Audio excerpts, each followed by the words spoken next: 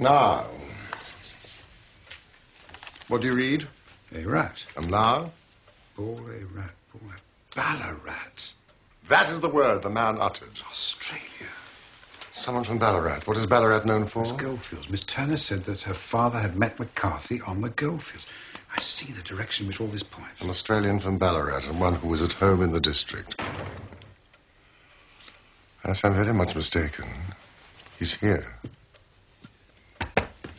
Mr. John Turner.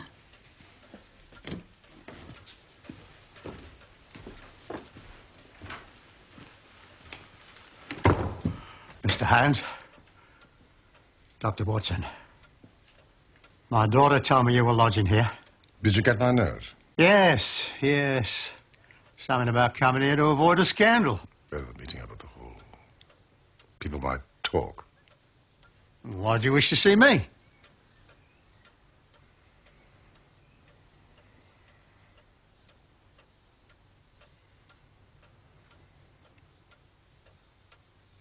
Oh, yes.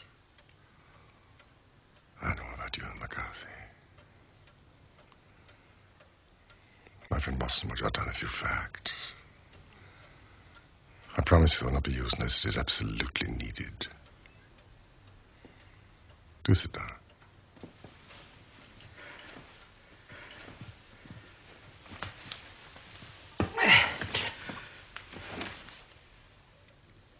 You didn't know the dead man McCarthy. He was a devil incarnate. God keep you out of the clutches of a man such as he. His grip has been upon me these many years, and he's blasted my life. I'll tell you first how I came to be in his power. It was in the early 60s at the diggings. I was a young chap then, hot-blooded and reckless. Well, I had no luck with my claim, took to the bush and became what you'd call a highway robber.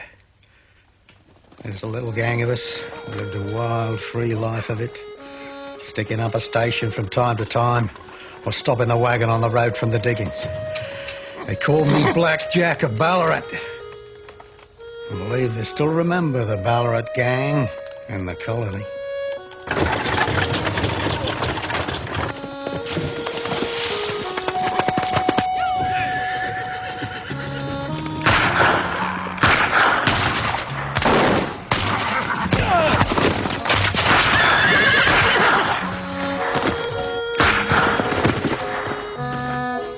The wagon driver was McCarthy, and I spared him.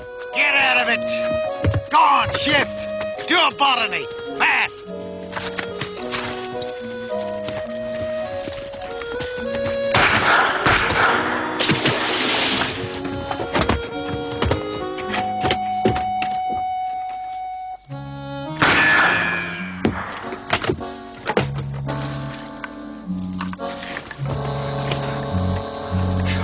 We got away with the gold.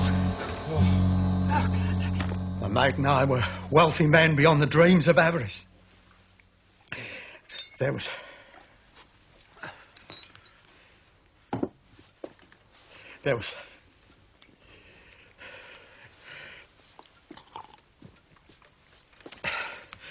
a price on our head. I decided to make for England. I determined to settle down to a quiet and respectable life. I bought this estate. It included the whole village, even this inn is mine. I set myself to do a little good with my money to make up for the way in which I'd earned it. I married. And though my darling wife died young, she left me my dear little Alice. I was a happy man, you might say, until McCarthy laid his grip upon me. He followed my trail. When he first came here, he'd hardly a coat to his back or a boot to his foot. Here we are, Jack, he said. You can have the keeping of us. Me and my little boy. And if you don't, England's a fine, law-abiding country. And there's always a policeman handy. I was a sitting duck for blackmail. There was no shaking him off. There was no rest, no peace, no forgetfulness. Turn where I would, there was his cunning, grinning face at my elbow. Whatever he wanted, he must have, and whatever it was, I gave him without question. Land, money, houses. Till at last he asked a thing I could not give. He asked for Alice. His son and my girl had grown up. He knew I was in weak health. Seemed a fine stroke to him that his son should step into the whole property. But there I was firm. I would not have his cursed stock mixed with mine. Not that I'd any dislike for the lad, but his father's blood was in him, and that was enough. I stood firm. McCarthy threatened. I braved him to do his worst. We arranged to meet at the mere, halfway between our two houses, to talk it over. James. As I listened to his talk, all that was black and bitter seemed to come uppermost.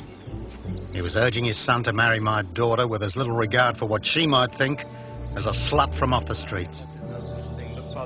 Do as I tell you, boy, you damn disobedient little bastard! It drove me mad to think that I and all that I held dear should be in the power of such a man.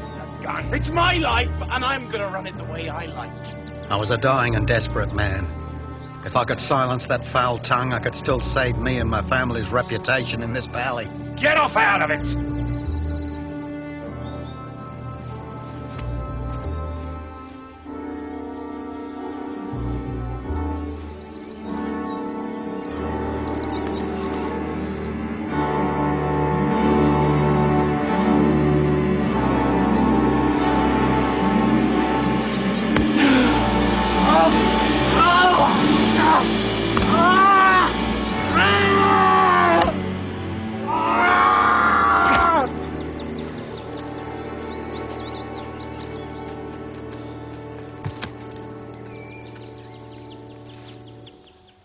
I did it, Mr. Holmes, and I would do it again. Deeply though I have sinned, I've lived a life of martyrdom to atone for it. And my girl should become entangled in the same meshes which held me was more than I could suffer. I've struck him down with no more compunction than if he'd been some foul and venomous beast.